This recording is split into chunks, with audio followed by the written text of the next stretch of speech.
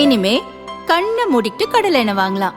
ஏன்னா மந்த்ரா கடலை எண்ணெய் இதயத்தின் தயாரிப்பு. வறுக்க பொரிக்க ஏன் எல்லா சமையலுக்கும் மந்த்ரா தான். மந்த்ரா கடலை எண்ணெய், அபார ருசி, ஆரோக்கியமான உடல் நலம்.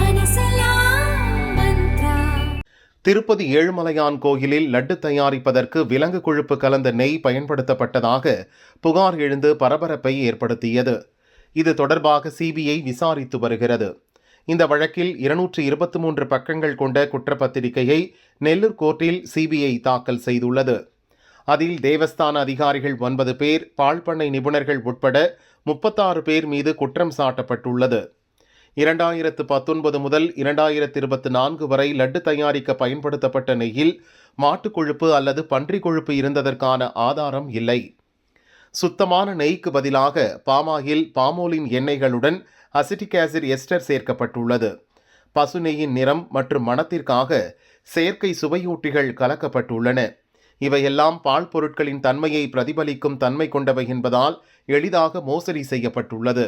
உத்தரப்பிரதேசம், மகாராஷ்டிரா, திருப்பதியில் உள்ள நிறுவனங்களில் இருந்து 6 ஆண்டுகளில் மொத்தமாக 68 லட்சம் கிலோ கலப்பட நெய் விநியோகம் செய்யப்பட்டிருக்கிறது. இதன் மூலம் சுமார் 250 கோடி ரூபாய் வரை ஊழல் நடந்துள்ளது. அதிலும் உத்தரப்பிரதேசத்தைச் சேர்ந்த போலே பாபா ஆர்கானிக் டைரி நிறுவனம் சொந்தமாக பால் உற்பத்தி செய்யாமலேயே கலப்பட நெய் சப்ளை செய்திருக்கிறது.